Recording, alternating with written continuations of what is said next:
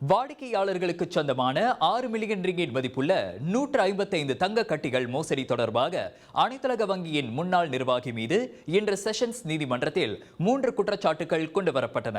அந்த தங்க கட்டிகள் தொடர்பான 3 பொய்யான ஆவணங்களை தயாரித்ததாக Al Rajhi banking and investment corporation பிரஹாட்டின் முன்னாள் நிர்வாகியான சைபுல் ரிஜால் சாட்டிற்கு எதிரான குற்றச்சாட்டுகள் நீதிபதி அஸ்ருல் டாரூஸ் முன்னிலையில் வாசிக்கப்பட்டது.